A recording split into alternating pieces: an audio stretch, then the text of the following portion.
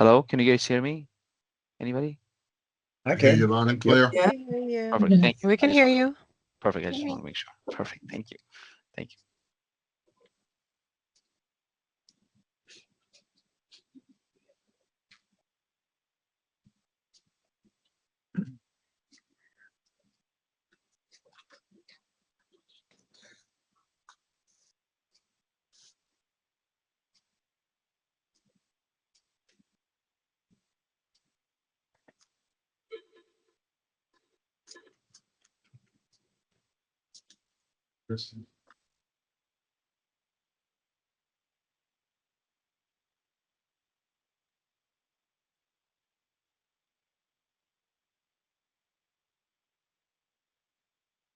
Well, good morning, everyone. I think I'll jump in here. Good morning. Good morning. It's about 10:03. So hopefully those who can attend and are here and we can get started. I just wanted to introduce myself to those whom I have not met online or in person yet. I'm Christine Campbell. I'm the new executive director here at UEZ. Joining us also is our new deputy director, Danny Santos. We are both delighted to be here and trying to learn, catch up, and move forward with this very, very valuable and impressive program that's housed here at DCA. I thank you all so much for attending, and for those of you I have chatted with or exchanged emails with, as well as Danny, thank you for your warm welcomes and your availability to help to bring us up to speed. I think we're more than getting there.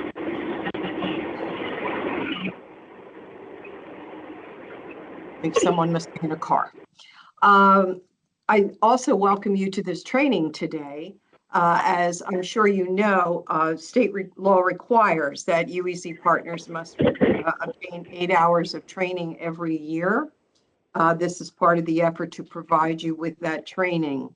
Today's session provides 4 hours of what I'm told here in-house is basic training, designed especially for new coordinators, but it's also valuable as a refresher for established coordinators. And I look forward to sitting in on this myself today, and I'm sure that Danny does as well. Additional workshops will be offered throughout the year to complete the full 8-hour requirement. These will cover such topics as revolving loan programs, streetscape improvements, marketing and events, and public safety initiatives, all of which I understand you may be interested in your various communities. I'm also told here that that year for the 8 hours of training is counted from February to February, simply by the way things were rolled out earlier this year. So while we will be working to offer the additional 4 hours before the year's end, we will have up until February of 2026 to make sure that everything is rolled out and made available to you.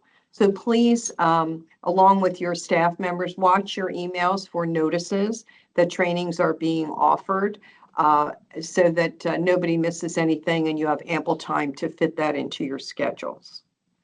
The agenda for today, we have a session that's divided into really 3 sections.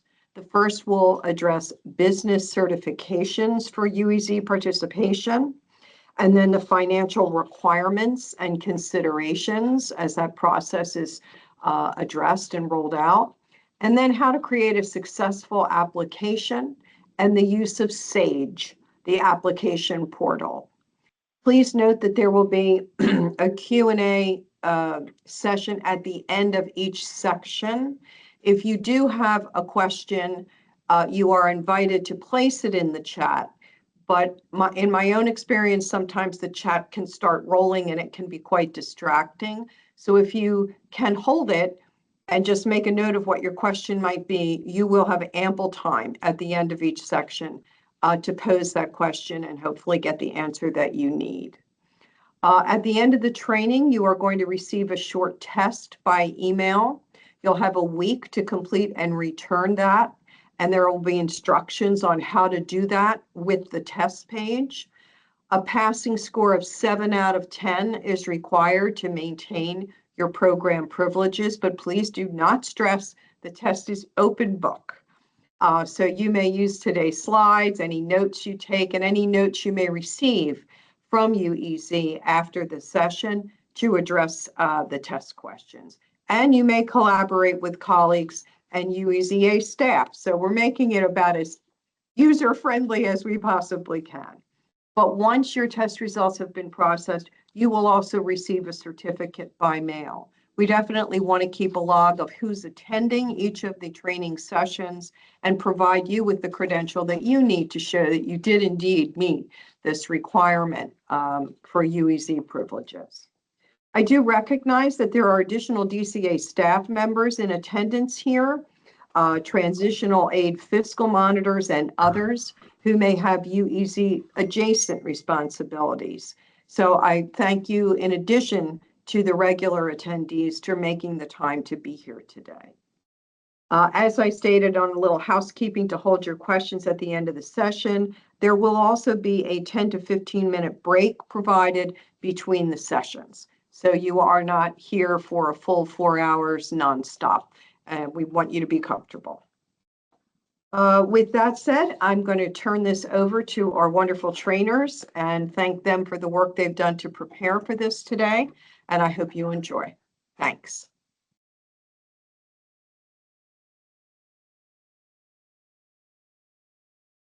Thank you, Chris. For that opening, I guess I'm starting off. For everyone who I haven't met, my name is Atira White. I am the supervisor of certifications here for Urban Enterprise Zone Authority, and we'll be going over business certifications.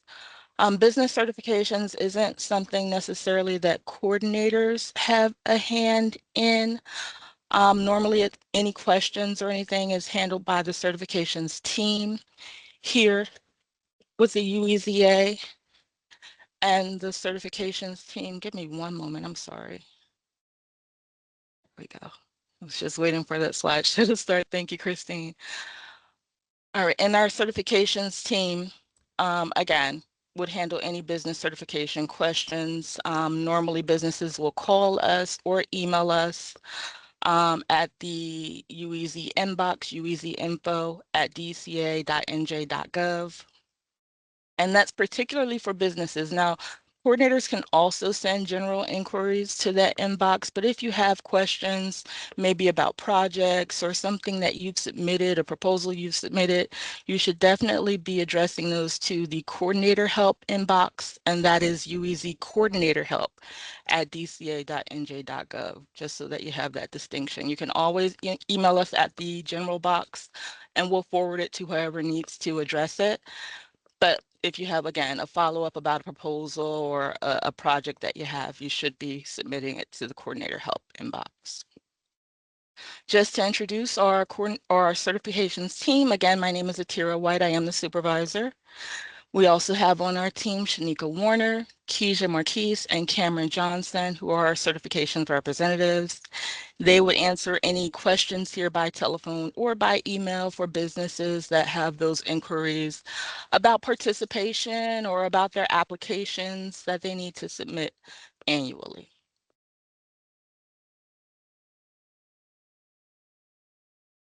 All right, and then going into the services that we offer. The helpline services offered are, again, answering any general inquiries from both participating businesses and prospective businesses on what they need in order to qualify for the program. We assist coordinators with issues regarding business applications.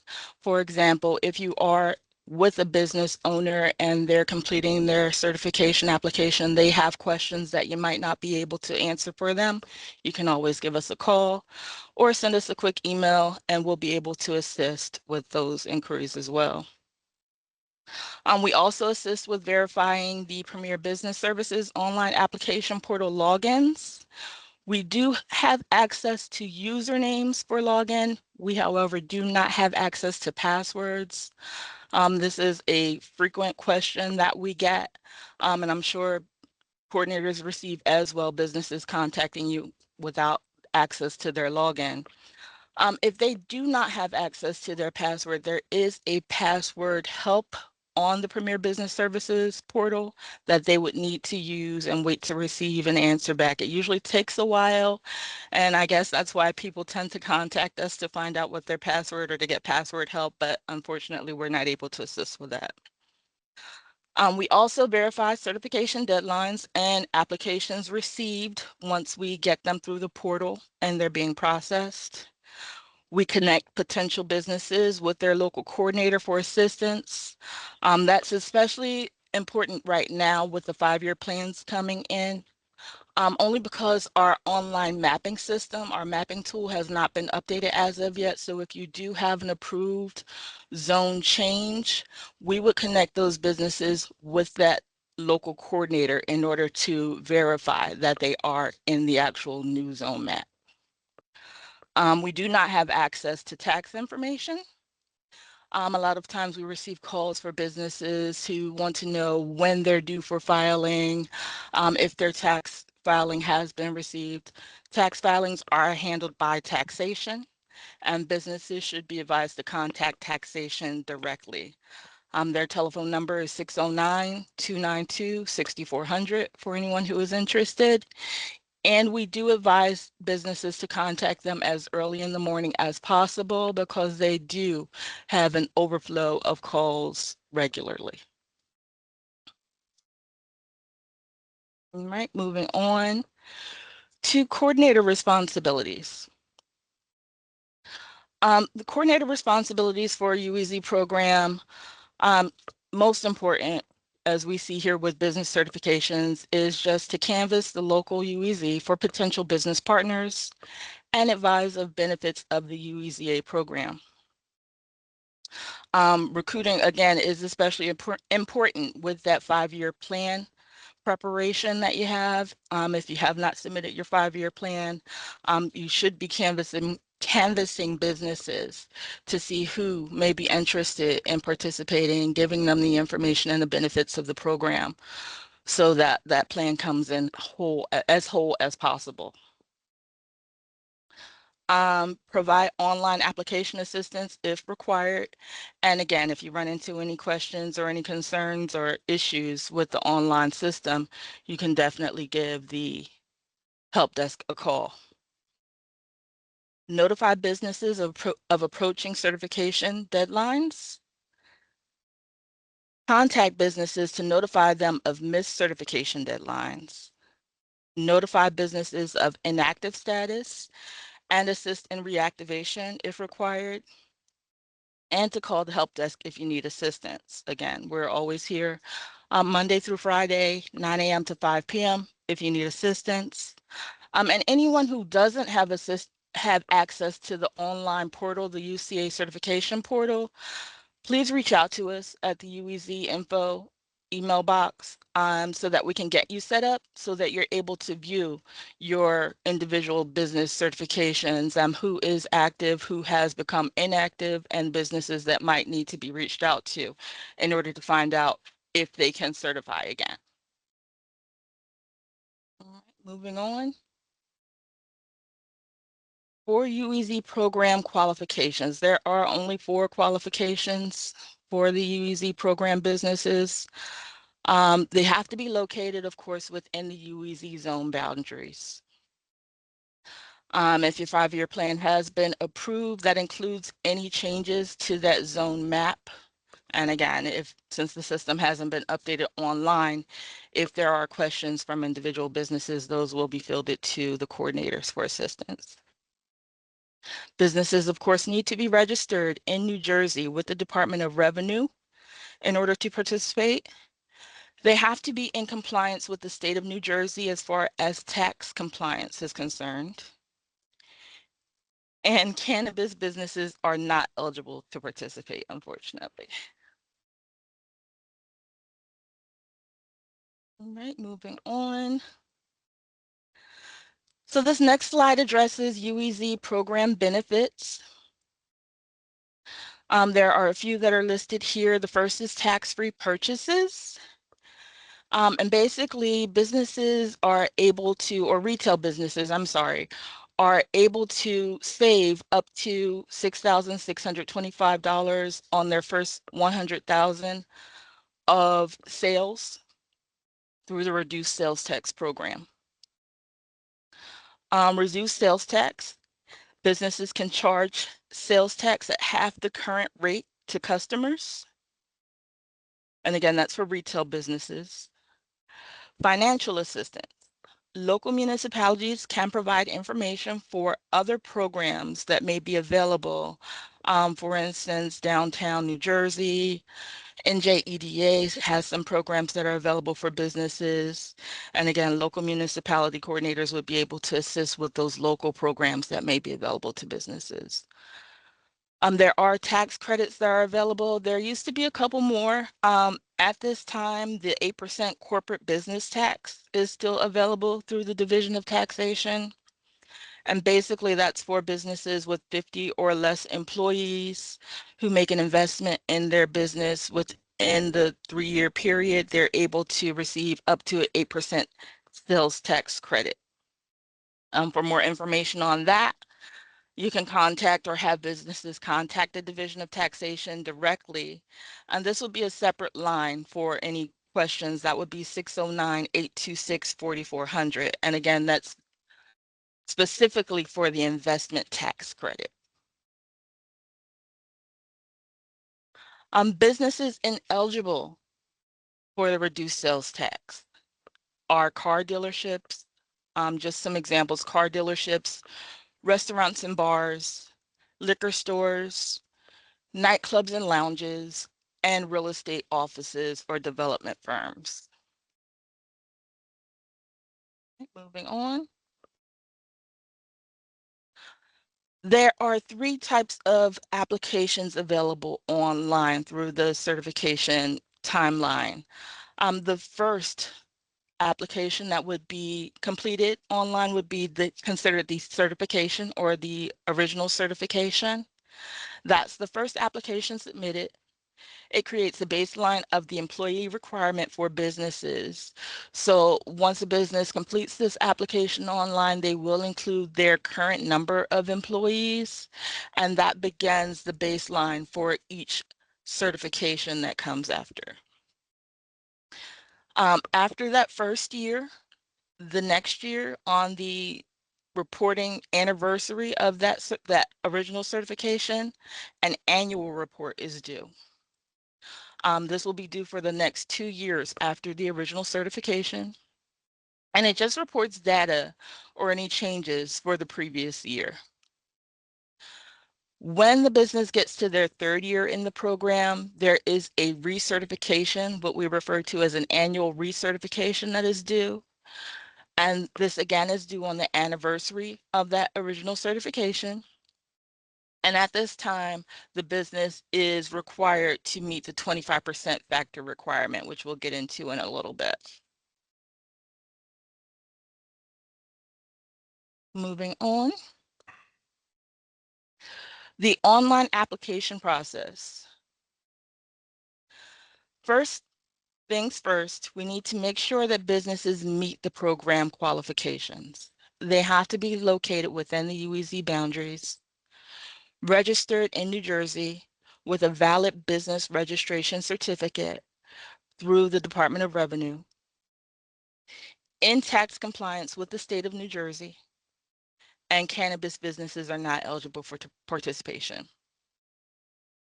Applications are only accepted online through the New Jersey Premier Business Services portal. If businesses, again, are having issues logging into their Premier Business Services account, they can always contact the help desk and we'll assist them with getting access. But again, we do not accept paper applications. They are only available online through the portal. Applications are due every year on the anniversary of the original certification. Only retailers are eligible for the reduced sales tax program. Businesses are responsible for tracking and reporting their employee data, capital investments, and amounts spent using UEZ tax exemption certificates, such as the UZ4 or UZ5, excuse me. Businesses that certify with 6 or more employees must hire at least 1 additional employee every 3 years in order to remain qualified.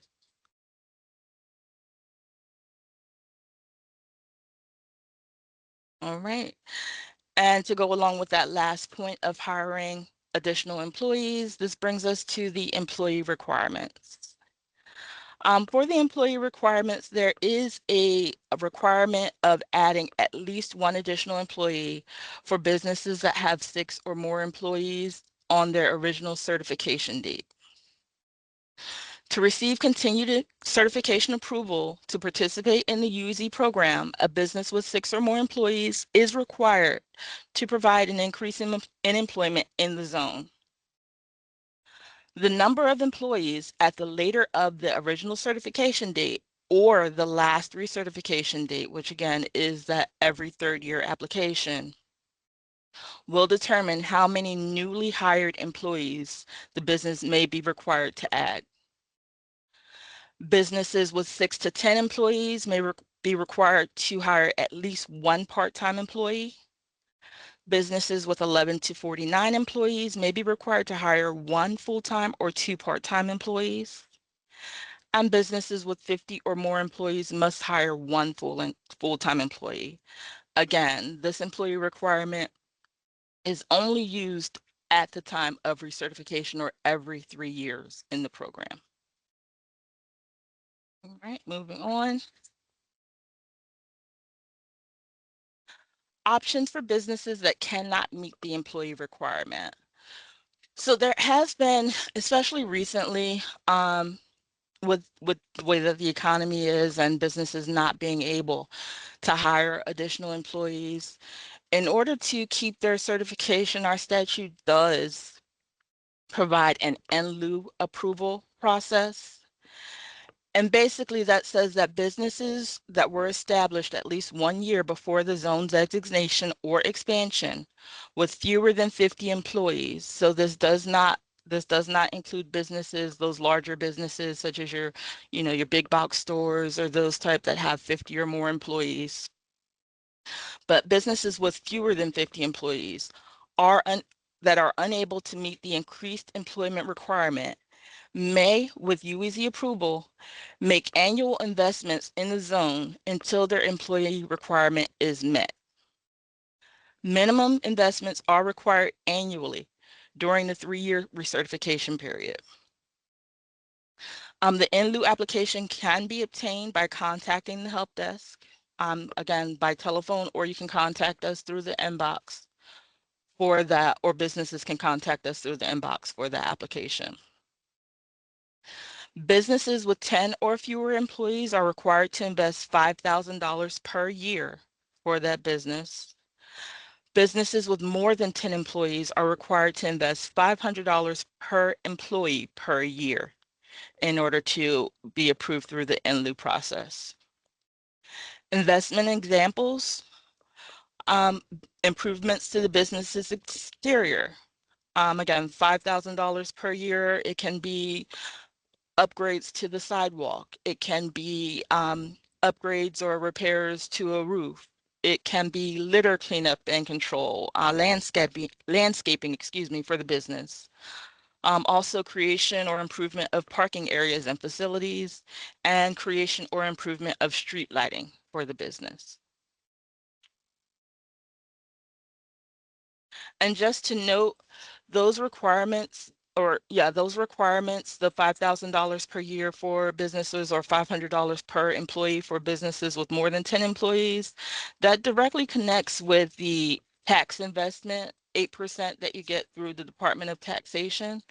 So once you're able to get that credit from the Department of Taxation, then you are approved for the in lieu approval. So again, for those smaller businesses who aren't able to hire maybe 1 or 2 part-time employees in a year, this may be an option for them. All right, moving on to the 25% factor, which is required to be met the first 3rd year that a business is submitting their application. So again, on year 3, when the business submits their application, this is the only time the 25% factor is a requirement. The requirement is at least 25%. One moment. Christine, can you go back one slide, please, to the 25% factor? Thank you. Right.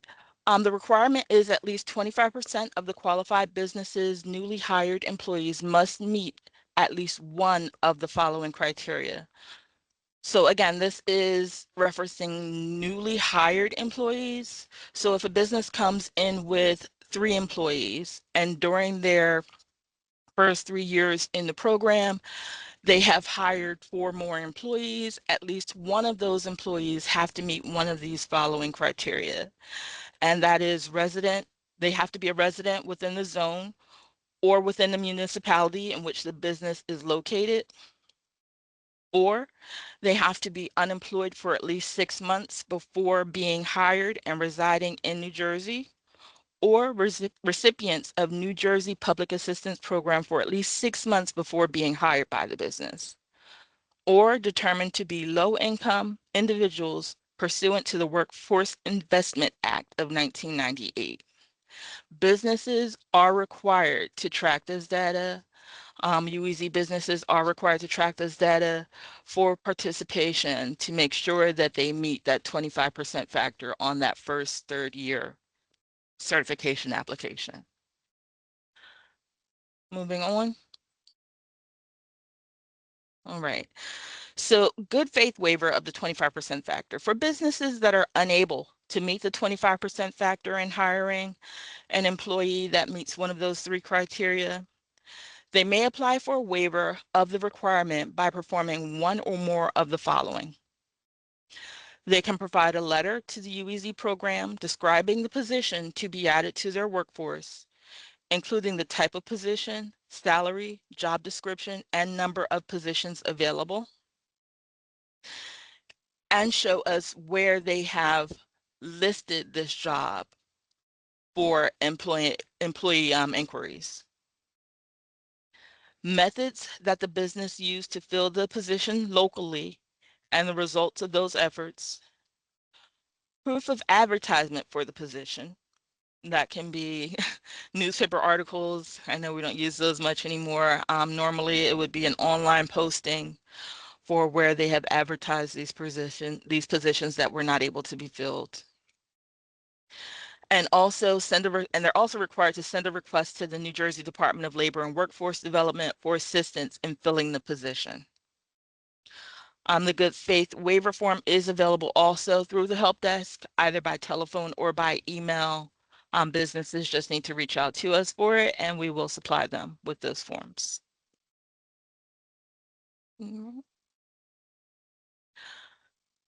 Common contacts that we have here that we get on a regular basis that we have to give are to the Division of Revenue for any questions about the business certification registration certificate. Their telephone number is 609-292-9292. You don't need to memorize or write these down. You will be provided the information.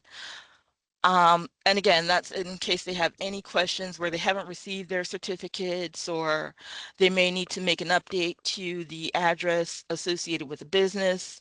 As far as the registration certificate is concerned, they would contact Division of Revenue. The Division of Revenue's UCC unit answers any questions as far as sending out duplicate certificates. Their telephone number is the 609-633-8157. Division of Taxation for any tax inquiry issues, as far as when reporting is due, when their last filing was made, that type of thing. Their telephone number directly is 609-292-6400. For any tax credit questions or reduced tax inquiries as far as what they can charge reduced sales tax on, that will go through the regulatory services through taxation. Their telephone number is 609-292-5995, and they can also be reached by email. For tax clearance before they can participate in the UEZ program, they should reach out to by email only ueztax.clearance@treas.nj.gov. And for Premier Business Services, password assistance. Again, we don't have access to those passwords. We only have the login username. If they do need password assistance, that telephone number is 866-534-7789. They can also email nj.gov/njbusiness for assistance.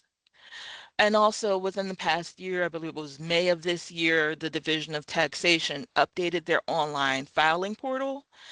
And for any questions as far as logging into that portal or how to navigate it, should be directed to the New Jersey Division of Taxation Tax Portal Services, and that's 609-772-8577.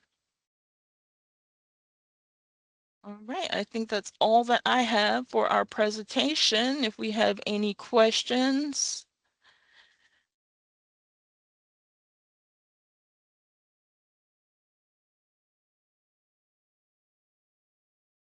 I don't have Christine, any do we maybe have questions, anything? but Oh, I'm just sorry, go a ahead. real quick reminder. Yeah, sorry to jump in in an awkward spot there, but just some quick housekeeping things. A recent DCA policy on AI note takers. I meant to touch base on this prior to the training, but if you do notice that we boot your note takers, please don't take offense. We do have a new policy over here at DCA that when we have these sort of internal trainings and internal meetings, it is our discretion whether or not to allow these. And we found lately that the bots tend to take it upon themselves to put messages in the chat and that sort of thing. So to kind of keep the flow going, we've elected to not allow those. But rest assured that we will be providing you with all of the materials regarding the training. We'll have the ability to put together a consolidated transcript as well on our end, if that would be helpful. So promise you'll have all the materials you need in order to complete the exam later. But that's all from me for now. Feel free to ask your questions. Thank you, Danny.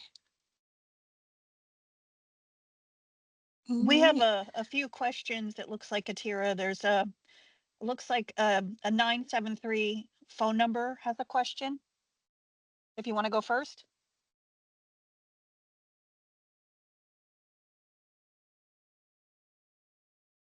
If not, there's Engel Malin has a hand up.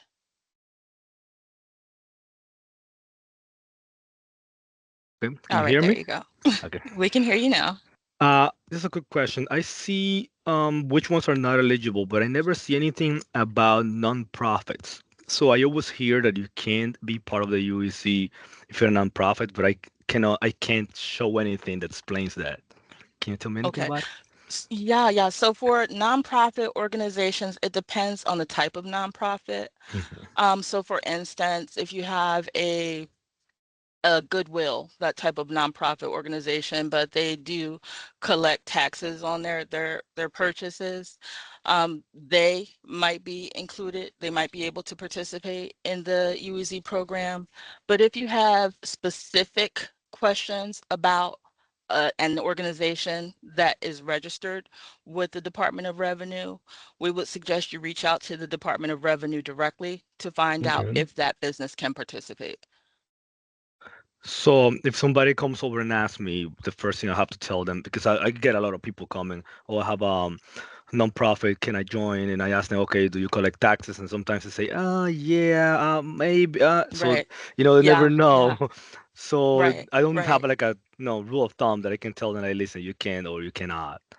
So Right. So we can't say that, if you're a nonprofit, you cannot participate. It definitely depends on the type of business that they're running. If they collect taxes, and again, the Department of Revenue would have more information on that. Perfect. I appreciate it. Thank you. You're welcome.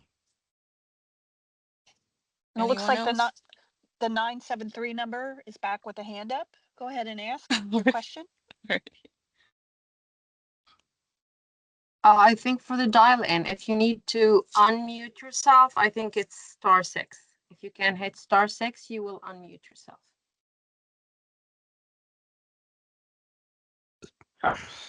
There we go. Alrighty. Hi, this is Chris Mobley. Can you hear me? I can hear you, Chris. How are you? Hi, good afternoon. One question is there a document, for instance, when we talk about the hiring requirements and really the responsibility of the business owner, when they certify, is there information that they receive that instructs them on their requirements? On the business's requirements, so when they, I'm sorry, there was something else I missed at the end. No, I didn't say So anything as else. I far, was just listening. okay, so as far as the business, when they go online to certify, there are places in the application that tells them what information is needed on the original certification. It is also notated there that they are responsible for keeping track of employee information. That's also available on our website, on the UEZ website. There are sample forms that they can use or download from the website in order to keep track of that employee requirement to make sure that they're meeting the requirement annually. Okay, will that information be included in part of the documentation that you'll send to the zones so that we'll be able to see that? I can definitely download those. But again, they are available on our website on the DCA UEZ platform, where under forms and documents, and there are forms for the employee requirement and the 25% factor that can be downloaded and filled in by businesses. But if you'd like me to send you a copy of it, I can definitely get it to you, Chris. Okay, there was one other thing that you mentioned that I wanted to ask about. Just give me a second to go back. Oh, where you talked about the kinds of investments that a business can make in lieu of. Yes. Is that information contained on the application? And if so, it would be helpful for us to be able to get a copy of the application so that we'll be able to review that and know what's on there so we can better advise the businesses. Okay, so that is not included in the application online because it's a separate part. It's an in lieu approval. There is a form that is available for in lieu approvals. And if you'd like, I can provide that to you so that you have a copy of it. Please, thank you very much. You're welcome. Anyone else? We've got a question from Miss McLean from Newark. Hi, how are you?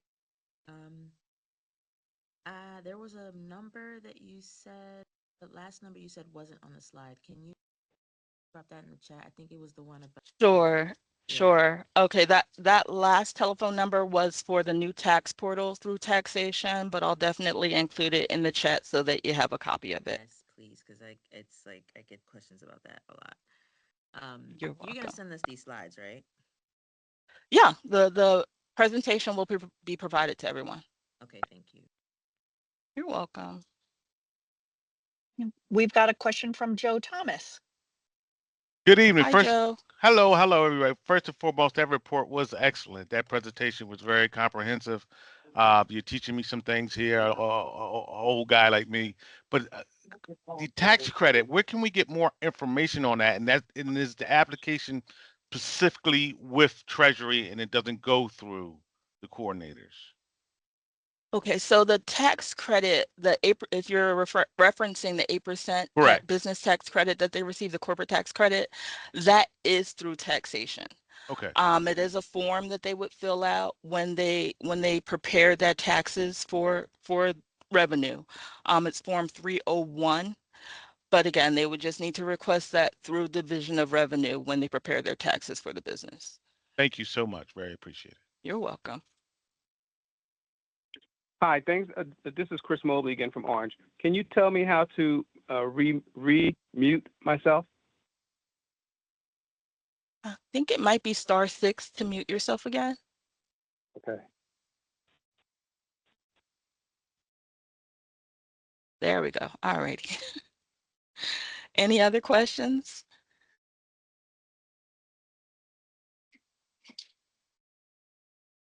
I don't see any hands up. Looks like this segment is done. Christine, if you wanted to move on to, what is it, the first break that we have?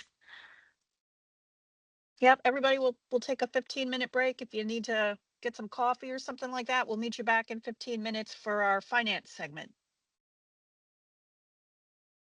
Thank you, Atira. Thanks, everyone. Thank you.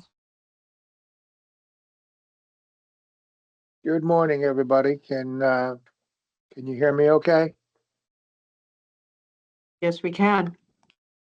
Thank you very Yes, we much. can. Mine, Loud all and clear. right. All right. Hope we had a good break and ready to get down to some financial business. My name's William Jenkins. I'm the finance manager for the Urban Enterprise Zone Authority. And today I'll be presenting what we're calling Finance 101. This is geared toward the new coordinators. It's a basic foundation. It's important that everybody understands where the funds come from and how to access them before we move on to the types of projects and some other advanced features. So without further ado, if we could get the next slide.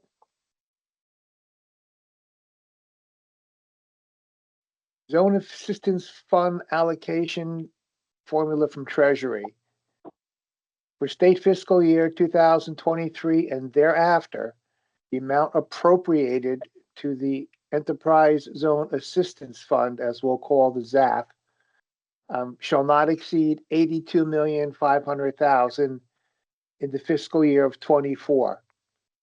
And in each year thereafter, 82.5 as adjusted annually based on the percentage change in the 12-month consumer price index from June 30th through July 1st of each year, and shall be no less than $60 million. It's a lot to digest, but basically what it's saying is we're starting at 82.5. It will never go higher.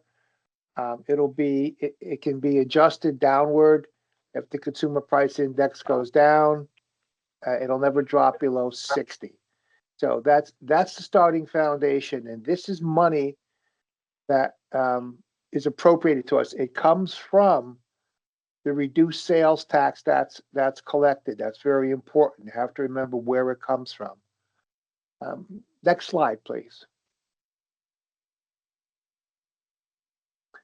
So there's this fancy formula that's done by Dr. Wheeler and Treasury and some other people, and it's I don't have all the facts on it, but basically what it boils down to, there are four major factors. One is number of employed persons is 16.7% of how the calculation is done for each zone.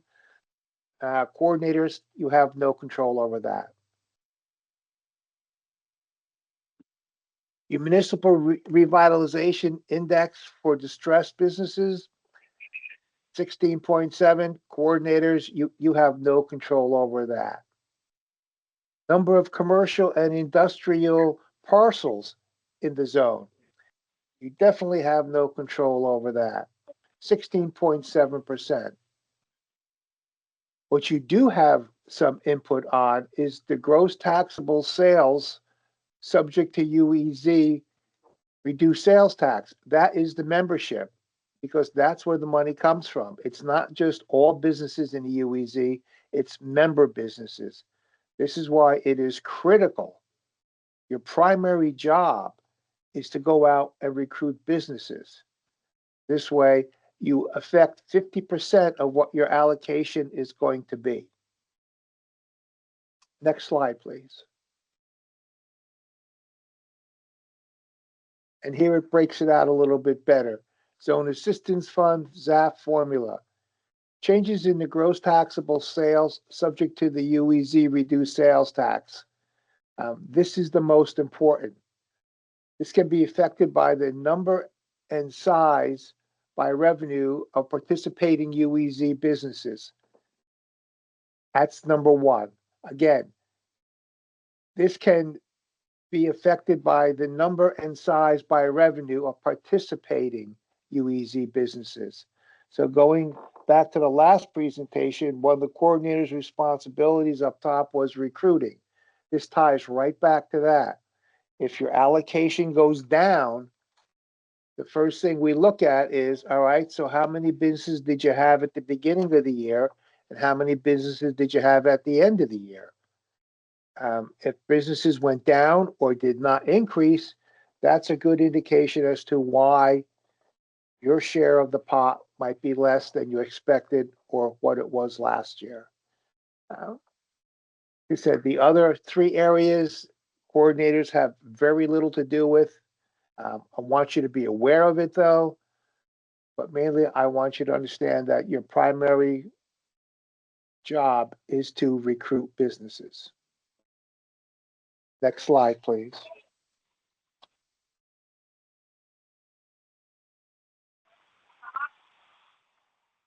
So we have this 82.6 Yeah, million if you move pot. fast, yeah. Okay, please mute yourself. Thank you. We have the pot of money and it's been it's been appropriated to go to the zones. So what happens now? So based on that funding formula, the money is divided up to each zone. We maintain an account for each zone and your money is placed in there. And we keep track of that.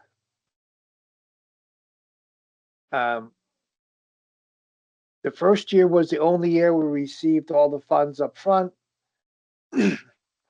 After that, it's we get your allocation. Let's say Treasury says your share of the pot is $2 million. You don't get the $2 million on July 1st. It comes in throughout the year, month by month, as sales tax is collected and verified. They do their thing and they say, okay, here's how much goes into each zone's pot up to their particular allocation by the end of the year. The only time that affects anybody is, that's good, thank you, is here's an example. For FY23, your allocation is 200,000. In FY23, you applied for and received 100,000. In FY24, you applied for and received 50,000. And in FY25, you applied for and received another 25,000. So in FY25, you've received 175 of the $200,000. That's the end of the third year. Treasury will take back $25,000. That's just the way the rules are. It's a 3-year rule. From the year that you receive your allocation, that fiscal year, you have that year plus 2 more to spend that money. Now that's all well and good. Looking at 1 year, say, oh, that's easy. I could keep track of that, just like you did on the paper here. But it's not really that easy. Next slide, please.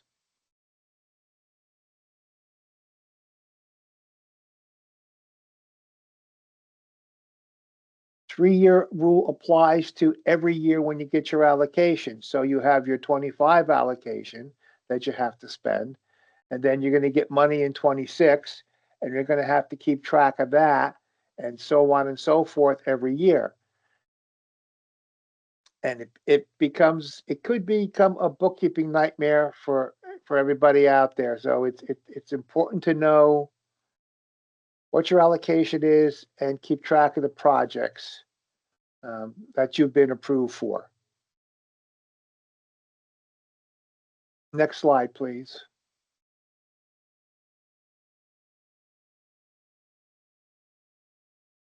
Your Urban Enterprise Zone Authority keeps track of your allocation and your funding awards. I have a spreadsheet. Treasury keeps track of it. Fiscal keeps track of it. Everybody's keeping track of it. We use FIFO, accounting method, first in, first out. So we've got every award that you've been given, and every project comes in, it gets deducted from the oldest money first.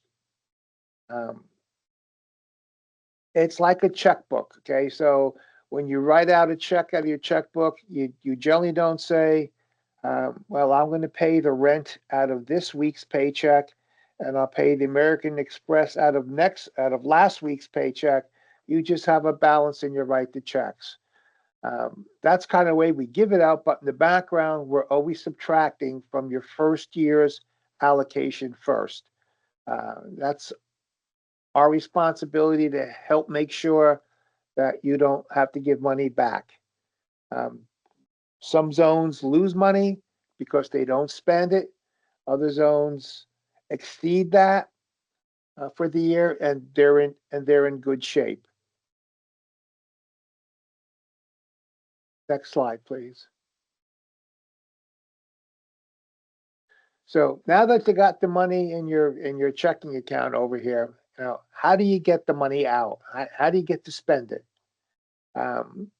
You must have approved preliminary zone development plan. That's what we call the 5-year plan. You hear us use that term, but it's technically a preliminary zone development plan. Must have approved and trained coordinators. Approval consists of an appointment letter from the mayor. Train means coordinators have 8 hours of training per year. Long as you have that, now you could start entering Sage and requesting the money on project by project basis. That's how you get it out. The old way was you'd put it in and we'd reimburse you for your expenses. The new system now is you get projects approved. We give you the money ahead of time, and then we come in and we'll examine the project and your spending to make sure that you spent in line with what you said you were going to spend. So you submit a project application through Sage. There are 10 acceptable classifications of projects, and you pick one, and then you fill out all the information. It makes it through the review and is recommended, the recommendation process. Then it goes to the board. Board meets once a month. Your projects are presented to the board. They vote on it, yes or no. Once they vote on it and they approve it, they all go to the governor's office. The governor has a 10-day veto period, 10 business day, to decide if we should pay it out or he's going to veto it for some reason. We haven't had a problem with that to date.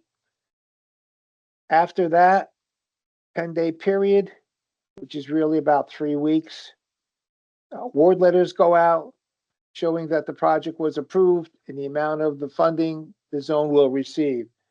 This letter fulfills the Chapter 159 requirement for the municipality, and then shortly thereafter, generally within a week, we put processes in to have the funds dispersed. So what happens there is we put in a voucher to request a payment. It goes electronically from us to the DCA Fiscal. They look at your account, make sure the money's there. They send it over to Treasury. Treasury disperses the money either by check or electronic, depending how your account is set up with Treasury. Next slide.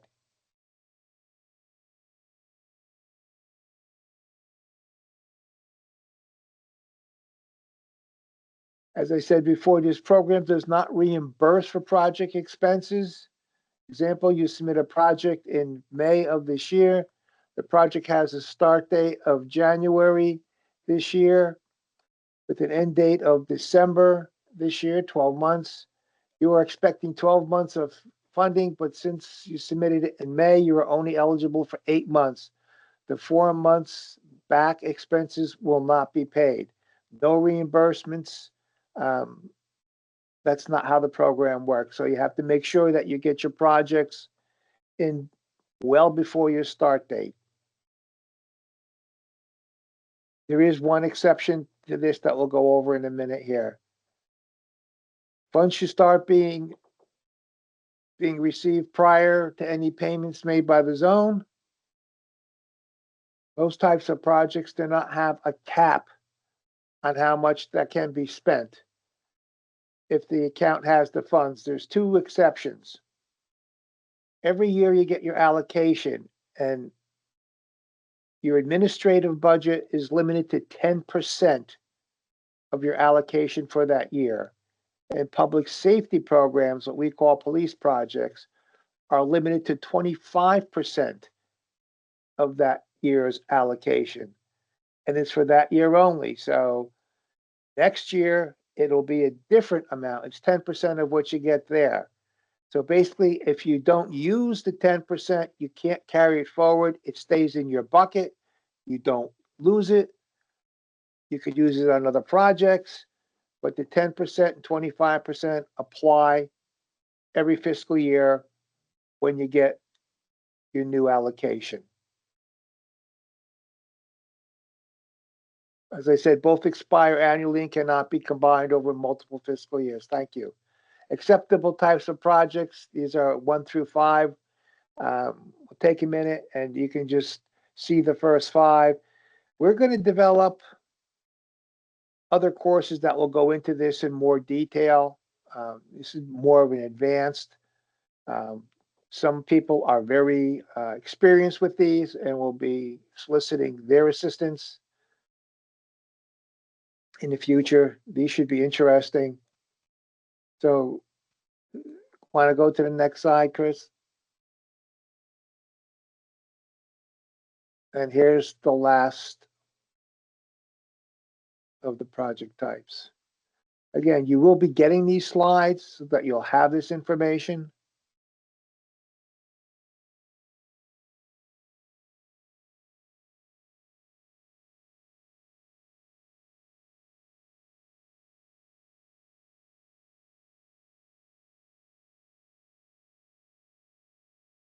Next slide, please. All right, the examination, and this is what we will come out and do. Every project has an examination comparing what was spent with what the project funding requested. The examination generally at or near the end of a project. The examination may be in person. We may be asked to submit documents for review. If more was spent than was approved, there is no reimbursement for it. The municipality just eats it. If less was spent than provided and it's substantial, the unused funds will be returned to the UEZ to be redeposited into the zone's account. So we don't send it back to Treasury. We put it back in your account. So if you had an admin budget and you had $50,000 for salaries and $10,000 for equipment, you were going to buy a couple computers.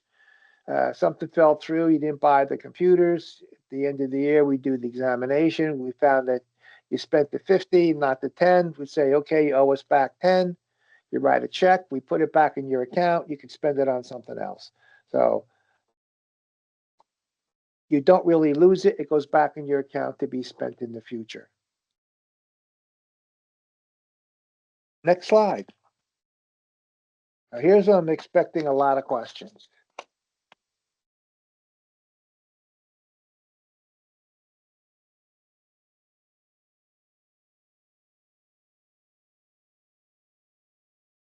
So it looks like we've got Linda.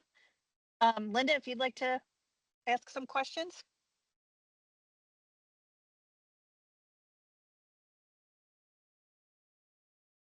You may have to unmute yourself.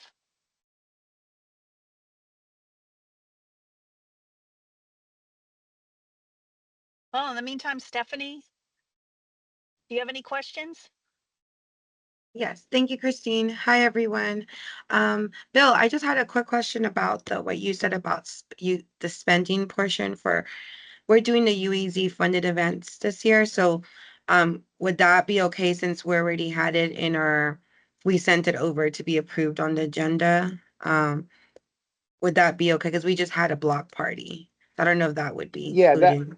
That's one of the exceptions. That's a timing issue. If you submit your project in time and we don't get to it to approve it in time,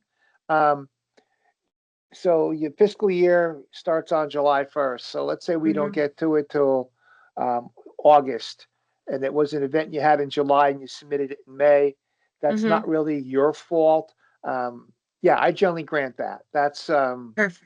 because because you submitted in time, it is within the fiscal year. So we do look at those types of things. We're looking at mainly is if you put your project in late and want to be reimbursed, there is no reimbursement. But you Got submit it. it on time, project gets approved, that's on us. I'll Okay. cover that. Yes. Okay. Thank you, Bill, for all your support and the team. I really appreciate it. My pleasure. My pleasure.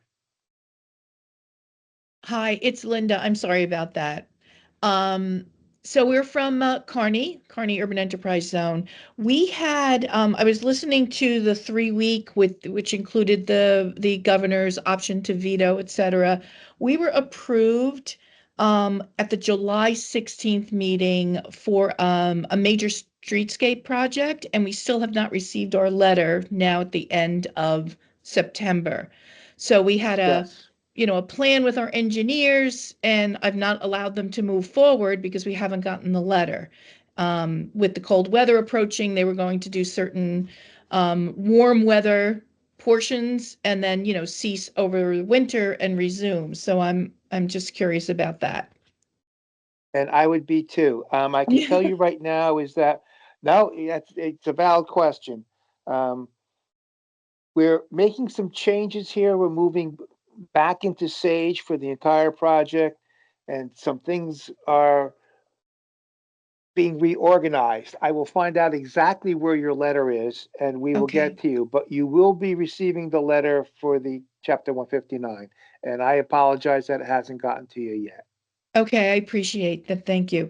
Then just a quick follow-up question, pursuant to the previous question. You just said that the fiscal was July to June. I thought that was only for Correct. admin budgets. I thought we were on a. No, no. Your allocation is on a fiscal year. The state's on a fiscal year from July 1st to June 30th. Everything Okay. operates on the fiscal year. You operate on calendar year. Yes. So for the admin budget, we ask you to put two in. Yes. Put in for the first 6 months and then put in for the second 6 months. This aligns with your bookkeeping and it allows you to put projects in ahead of time, like in May or June for the next fiscal year. If you put in for half, we can pretty much guarantee that your allocation will cover it. If you put in for the whole thing, we can't approve it because we don't know what your allocation is yet. Allocations do not generally typically come out till September, October. Even though they're effective July 1st, by the time all the validation is done, it's just the process. Okay. Okay. Yeah. So that's a very good question, and that's why it's we ask you to break that down into two separate. You could put in as many admin budgets as you want. You just can't go over the 10%. Understood. Okay. And then I'm sorry for monopolizing, but I do have one more question. No, that's Um, it. You used your two oh, questions. No more Mama, my questions. time's up. Get the hook. No, go ahead. Go ahead. No, I appreciate it. So I think at our last coordinators meeting, it was brought up that some people had questions about grouping their marketing.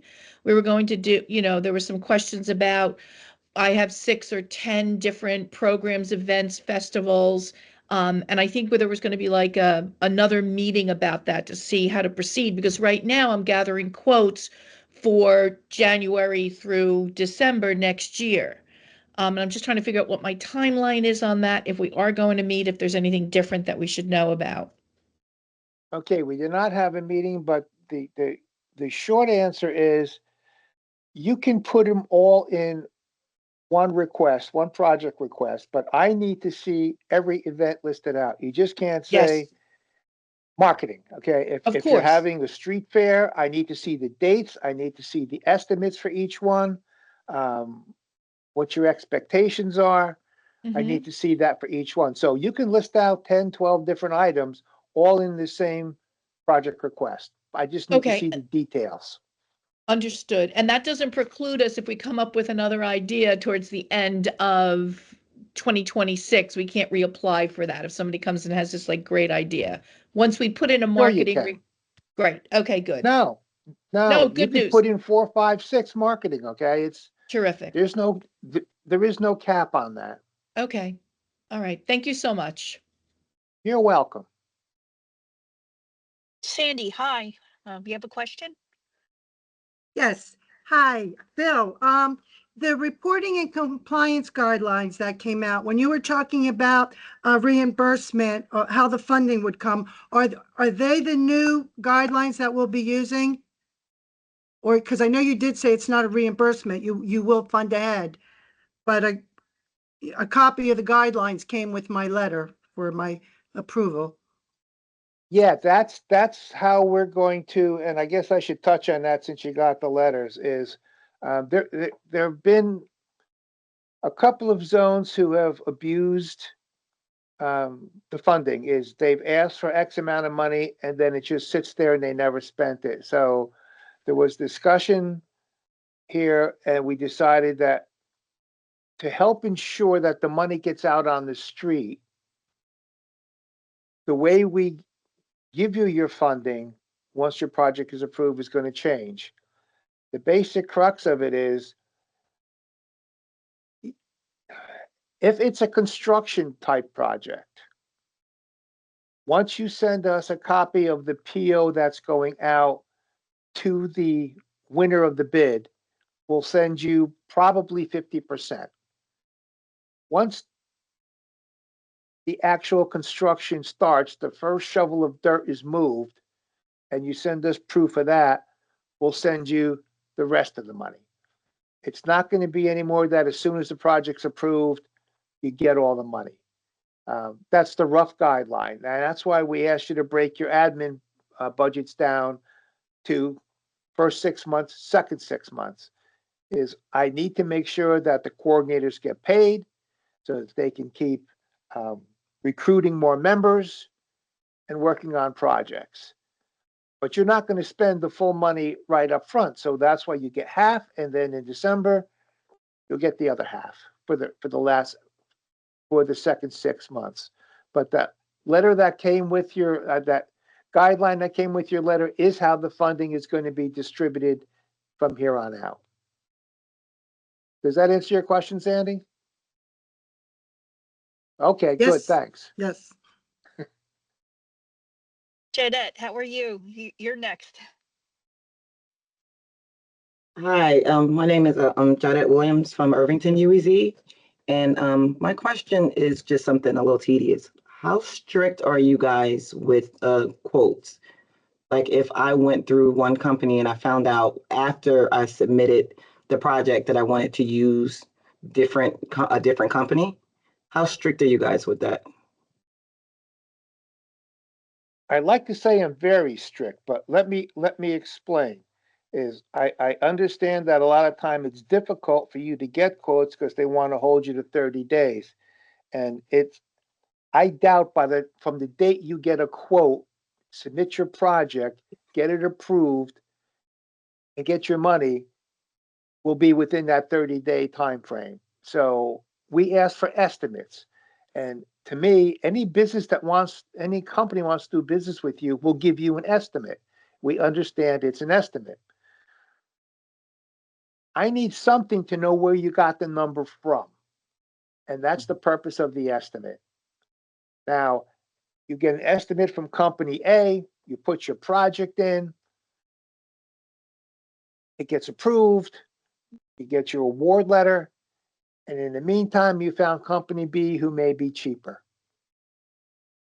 So at that point, when you cut the purchase order and send me the purchase order, I'll see it's a different company. We'll have conversation.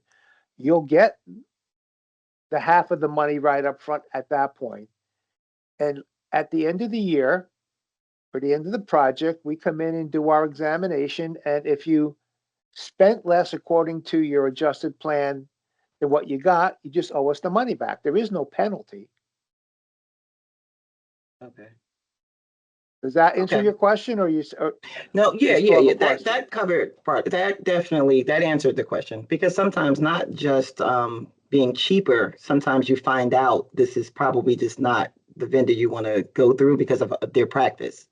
So that's what I just wanted to make sure that I had some room, Yeah, if I have to resubmit the of course. project, will it stop anything? No, But no, that no, no, definitely no. answered my No, question. no, as long as it's less. If it's more, that's a different issue. Now, Okay, now definitely. we don't make adjustments. Once the board votes on it, it's locked in stone. There's very little wiggle room on that. Minor things we can change, but if it's dollar amount, and we could talk about if it's substantially more. Now we'll discuss it now. You put in for a phase 2, showing that you need the additional funds because the price went up. That's how we recommend you handle it. This way, everything's documented. Got it. Thank you so much, sir. You're welcome, Mr. Klein. Hey, Bill and everybody. Hope everyone's having a good morning. Thank you for this training. Quick question. We're going back to the admin budget and the request to submit 2 separate admins for 6 months each to align, if you have a fiscal year, calendar year, to align with the state's fiscal year. Question is, do you want 2 separate council city resolutions, each resolution for each 6 months, or is one resolution suffice for the 2 submitted projects? That's a very good question. I will take one resolution covering the full amount, as long as you have the wording not to exceed or no more than. That's fair. That gives me the room, and then just take a copy of the same resolution and put it on the second application. That's fine. Okay, great. Thank you. You're welcome.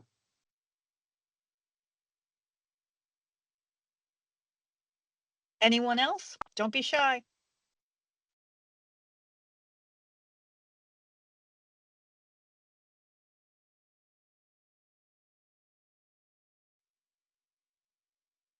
All right, any other questions about finance, even though we may not have covered it?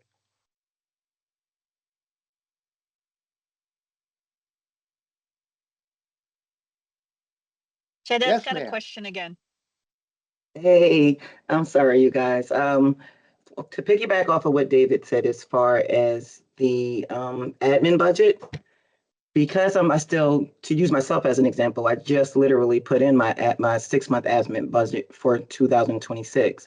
I don't know what the allocation will be for next year. So I'll need a different resolution when I do the next 6 months. Well, what did you use?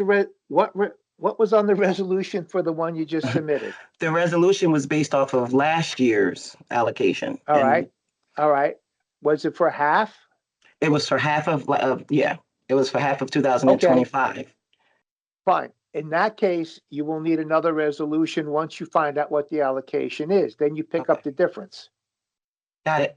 Thank you, sir. We're not going to cheat you. We're not going to cheat you out of your 10%. Don't worry about it. No, because I remember you saying that as long as it says not to exceed, or so I just wanted to be sure that I would have to do a whole new resolution. Yeah. Our process is real drawn out over here. It's tedious. That's a good point, though. We ask everybody on any resolution if they use the wording not to exceed or no greater than. If you put the exact amount, when we review it, if we find a discrepancy and the actual price comes in for $1 less, we can't accept the resolution, because then we have to explain where that extra dollar's at. Please do yourself a favor. Use the wording not to exceed or no greater than on your council resolutions. It saves a lot of potential problems. It's happened twice to 2 different people.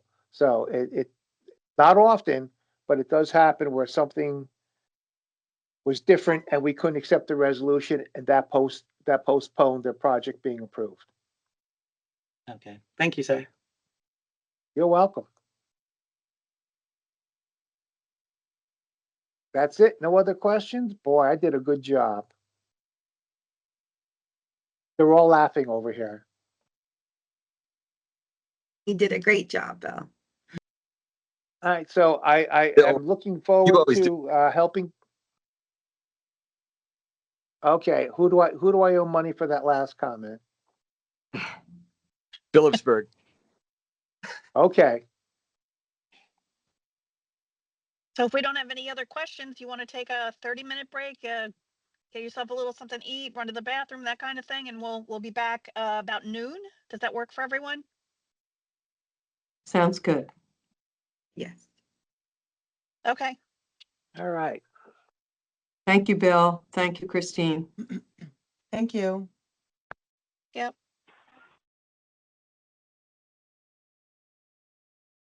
Okay. Hi, everybody. We're back, and we're going to start with Joyce. So she's going to go over compliance and Sage. So Joyce, whenever you're ready. Okay. All righty. Hi, everybody. Welcome, everybody aboard. I am Hi, Joyce Zayas. Joyce. Hi, Hi. Joyce. Hello, everybody. So, my name is Joyce Zayas, of course. I work with the compliance unit. I've been with the UEZ for about 21 years, and we're going to get started. What we're going to discuss are the following. You can go to the next one, Chrissy. Thank you. We're going to talk about the steps before submitting a SAGE application for a project and or admin budget. We're going to talk about the objective pages, the budget detail and summary, the other sources of funding, resolutions, quotes and or estimates, submitting a project and or admin budget, memorandums, and training resources. Okay, so the steps before submitting a SAGE project and or admin budget. It's very important that everybody understands that you must have a completed, signed, and dated resolution, a council resolution. This document will always inform the Urban Enterprise Zone Authority that the council and or governing body of your municipality has approved your UEZ fund request for the SAGE application. Do not submit an application without a resolution. If you do, it will be rejected and or canceled. That's very important. You cannot submit a project via SAGE without a resolution. Make sure the SAGE application title is referenced on the top of the resolution. And just like Bill mentioned earlier, the verbiage on the resolution for the requested UEZ figure amount must read I have 2 ways here, but we're going to include 3 ways because Bill mentioned another way that you can also write the words on the resolution. So one of the ways is not to exceed the total UEZ requested amount of, and then the amount figure, or for a UEZ requested amount up to, and then Bill said we will also accept greater than. No greater than. Okay. And the reason why this is important, just so you know, let's say, for instance, you submit your project and you worked on your budget detail. Let's say your application, you're requesting $100,000. And when we do the review, we find that there's an error in your calculations or something has to be deleted. And that's going to bring your figure below the requested amount. You're protected. You don't have to do another resolution. But if you do not use this verbiage, that's when you're going to be affected by it. Then you're going to need a whole new resolution with the correct figure on it.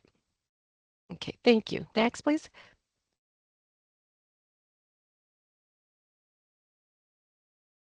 Okay, the objective page. When you fill out the objective page, only fill one objective page per application. This The SAGE program, the system was prepared for DCA, and that's why sometimes there's like more than one objective page, or it gives you the option to fill out more than one. We only need one objective page per application filled out. When filling out the 3 sections on the objective page, be sure to include the following. A, the detailed description. Basically, what you're going to put here, you're going to explain what the project is about. B, methods. In this section, you're just going to let us know how will the project be implemented. And C, evaluation, which is also the performance measure. What measures will be used to determine how successful the project is? Okay, next, please. Project information page. On this page, be sure to type in the correct start and completion dates of your project. We will provide you with the UEZA board meeting date as the processing progresses, because sometimes, we don't know exactly when your project has been thoroughly approved by compliance or finance. So you can leave that the meeting date. You can put a date on there, and we will definitely let you know when the actual meeting date will take place, so you can correct that on there. Keep in mind that you will need to provide the same exact information on your memorandum, which we'll soon go over in more detail. Next, please. Budget detail and summary. In this page, this is where you're going to provide the budget categories and the amount of money each category is going to cost. These figure amounts will be data entered in the UEZ assistance column. Once you have completed data entering your budget categories and corresponding amounts, the SAGE system will automatically then generate the budget summary page. Please do not include decimal points or cents. This will be helpful for both of us. You don't have to waste time typing in the dot, the point, and the zeros, and it's easier for us to look at the figure, the whole figure. Next, please. Other sources of funding page. This page only gets filled in when there are other sources of funds entered in the municipal funds column or in the other funds column from your budget detail page. For an example, the total amount of your project is $500,000, but you're only requesting $400,000 because your municipality is going to provide you with the remaining $100,000. The $400,000 gets data entered into the budget details UEZ assistance column. As I previously mentioned, and the remaining $100,000 gets data entered into the budget details municipal funds column. And this $100,000 is the amount which will be data entered into the other sources of funding page. Next, please. Resolutions. Okay. So the resolution, which is very important, must attach a completed, signed, and dated resolution to the certification sheets section under Resolution Schedule I or Schedule 1. Otherwise, it will be rejected. So when you go into your SAGE system, there's 2 sections that you can attach your resolution. I prefer that you attach it in the certification sheet section. There's an actual section that says Resolution Schedule I or Schedule 1, but you can also attach it in the attachments. What I don't want, and this is what's been happening, I've been getting duplication. You'll attach it on the attachment, and then you'll attach it on the Schedule I. So just make sure you attach it only in one place. Otherwise, if we don't get the resolution, it will be rejected. It'll be canceled and rejected. Your project will be rejected. Okay. You must, oh, can you go back 1 second, please? Okay, that's all right, dear. So you must reference the stage application title on your resolution, on the top of your resolution, okay? And like we mentioned, you know, you gotta make sure you have the correct wording. Not to exceed, amount up to, and no greater than. Thank you, Chrissy. Next, please. Quotes and estimates. So quotes and or estimates must be uploaded and attached to the Sage application in the attachments section. Okay, if you are sending a project and you're asking for X amount of money, we need to see, where did this figure come from? Why are you asking for this amount of money? You need to break it down in the budget detail. Okay. Applications without quotes and or estimates may be subject to delays. Next, please. Submitting a Sage application for a project and or admin budget. When submitting your Sage application for the very first time, you must also send an email with the Sage application title, the project name, and the project number on the subject line. That's very important to us. Sometimes we have to do a search, and it's very easy and convenient to search the project number, the project name. When you do submit your email to let us know that you have submitted a project, you need to send it to UEZ coordinator help at dca.nj.gov. You do not need to CC me, and you do not need to CC Christine. By the way, Christine also works with us in compliance. We're very blessed to have her with us. Now, this form, your email that you're going to submit, you must attach your memorandum with it. Today I submitted the updated version. I submitted to everybody. So you're to use the updated version that I just submitted. So you need to submit a notification letting us know that the project has been submitted. At the same time, on that email, you need to attach your memorandum. Next, please. Okay, so we're talking about memorandums. All right, so like I said, in addition to submitting the Sage project, you definitely need to complete your memorandum and submit it with your email.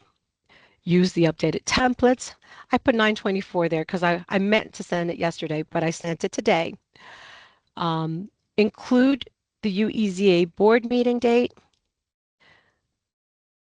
You can leave it blank if you're unsure. We will fill it in later. On the subject line, just type the Sage application title, no project number. So on the subject line, make sure you're typing in there the same application title from your Sage application. Complete all sections of the memorandum. You're going to notice that some of these sections are highlighted in yellow. You're going to see probably some lines. So as you fill these sections in, please make sure you unhighlight the sections and you do away with the lines. Okay. You're going to need to fill out the start and completion dates. And those start and completion dates, they must match the start and completion dates that are on the Sage application. Format. Only bold and underline figure amounts. Remember, no decimals or cents. Always remember to bold and underline your figure amounts. Provide the detailed project description. Budget detail in the memorandum must mirror stage application. So whatever you data entered in your budget detail in the stage, you must include that in your memorandum, the budget detail section in your memorandum. Please, please, I can't express this enough. Review, proofread, and keep a copy before submitting it to compliance. Okay, next, please. Training resources. So, a lot of the new coordinators probably would like to take some time to look at a video recording. When you get these presentations sent to you, you're going to take some time, take a look at it. This is all going to help you. You can refer to the following link for Sage Training video recording. And here's the website, https://youtu.be/GEV, capital V, lowercase v, DSRNA, N3AS. I suggest after you have seen the video recording, you may also refer to the grantee/user manual in the Sage system as follows. So what you're going to do is you're going to log in with your login and password. That's your Sage login and password. You're going to look for quick links, which is on the right, and scroll down.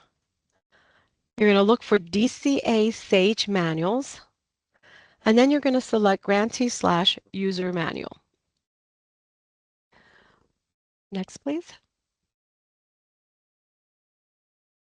Okay, so the primary goals.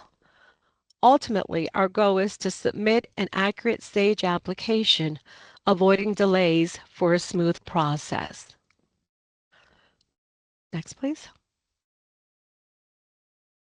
In the summary, all Sage applications must be accompanied with an accurate, completed, signed, and dated resolution to avoid rejection. Applications need to include quotes and/or estimates whenever applicable. They must be reviewed, proofread, and copied before submitting to the Urban Enterprise Zone Authority Compliance Unit via the Sage system. Next, please. This concludes the compliance segment.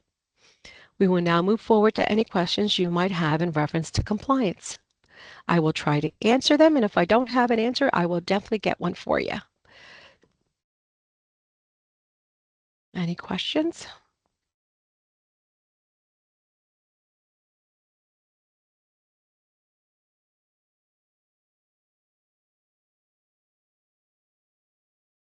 Joyce, I just want to say thank you for all that you do. I know I'm not a new coordinator, but I just needed a refresher, and I just really appreciate everything. Thank you. You're welcome, dear. My pleasure.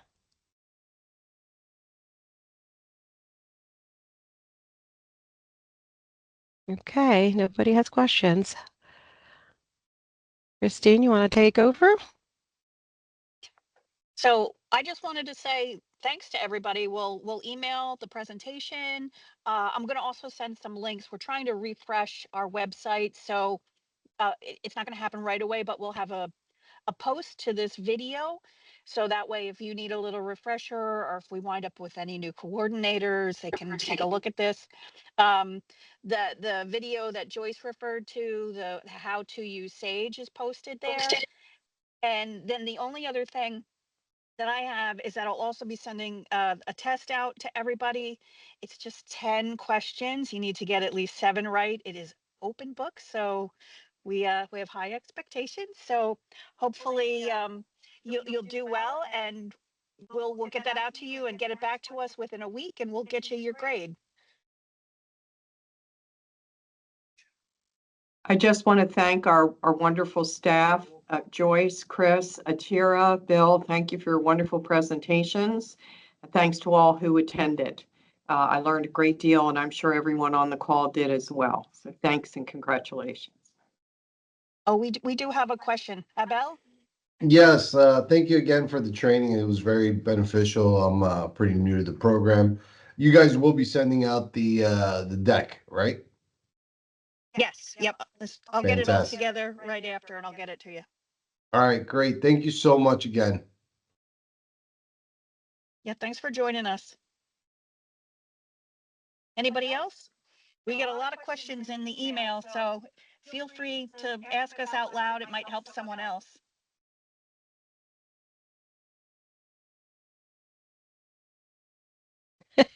Oh, Ms. McLean from Newark, feel free. Hi, yeah, I just wanted, I don't know if I had to come to a meeting, but I don't know if you guys talked about stage. I know that Joyce sent out an email saying that it would be reopened today. Is that? We can't hear her. Okay, her question was, fiscal 26 is open today for data entry. Yes. Thank you. You're welcome.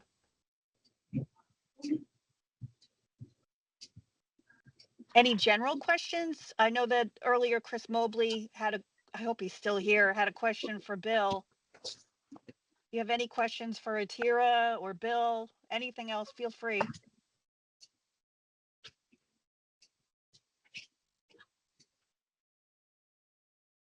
Oh, Mr. Mallon. Yeah, I did have. Hey, hello. How are you? Just a quick question. So this test is gonna be sent directly to the coordinator, because I'm here on behalf of Eric, and he's not here right now. I'll send it to you too. Okay, please do, and also the. So Yeah. I would like to have all the material too. So Sure. it's Yeah, I'll very get it to helpful. you too. Thank you for Okay. your presentation. It's Hey, been George. amazing. Yes, I am still here. Chris, Oh, hi, Chris. Go ahead. can you hear me? If it's a question, yeah, we can hear you. This was a question for Bill, Okay. right? Yes. So the questions were, he was indicating that after the governor's veto, it sounded like he said it would be 3 weeks thereafter that we would get the letter. At least that's what I'm clarifying, that it's about 3 weeks after the governor's veto that we would get the letter. The governor has 10 business days from the day he gets it. So our meetings are Wednesday. Sometimes we don't get the information out to Friday. So weekends don't work. If there's a holiday, realistically, it's 2.5 weeks before we get word back from the governor's office, and then a couple of days to get the letters out. So you're looking realistically 3 weeks. Okay. And I thought you indicated that the funding may come either as a check or electronic funds transfer. How do they determine which it will be so that we can let finance know what to look out for? Because someone in finance in your municipality set it up with the state account with Treasury. I have no idea. Okay, so depending upon how they set it up, and finance will determine how the money will come. Correct. Okay, I will go back and talk to finance because we've had when we restarted the program, they have a new CFO who I'm sure was not involved in how it was set up. So I will go back and talk with him. The last part of the question is when you were talking about somebody had a construction project, and you said that the funding would likely come in at least two phases, one 50% and the other percent. But if it's not a construction project, will the funding come 100%? Depends on what kind of project it is. Generally, we'll send you part of it when we see activity start, and then we'll send you other monies as it goes on. If it's a loan program, we'll send you X amount of money. If you're giving out loans and you're depleting that reserve, you let us know and we'll send you more money. So that's one set of conditions. If it's a construction, it's another set of conditions. You have to tell me what the project is for me to tell you how we're going to pay. So when the letter comes, I thought I heard earlier that it would come with some type of guidance. So will that guidance, depending upon what the project is, that guidance will tell us how the funding will be coming? The guidance is a general outline, but does not specify specific projects.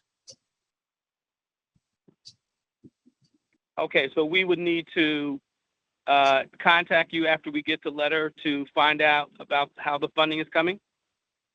Yeah, Chris, generally what it's going to be is it's when you send a PO out to the vendor for whatever it is, we'll send you 50%. And either when you receive the product or start the construction or actually work on the project, we'll give you the rest of the money. We're just not going to pay the money up front anymore. That's what the difference is. I hear that, and I understand. So let's say in our case, we're going to do a police project that's going to go for 1 year. How would the funding work with that, a police project? With or without buying equipment? Yes, without equipment. Without equipment, you probably get 50% upfront and then 50%, the other 50% halfway through the project year. Okay, thank you. Okay. And to clarify a little bit, the letters that we have been sending out, they have provided, and I think Bill did allude to this, general guidance as to how the funding is going to come. So some of the letters, depending on what the project is, will say that the funding will be distributed at 50% increments, and we'll reference a general point at which we'll entertain releasing the remaining funds. But we're here. Don't be a stranger. You can reach out if you need details. Okay, thank you.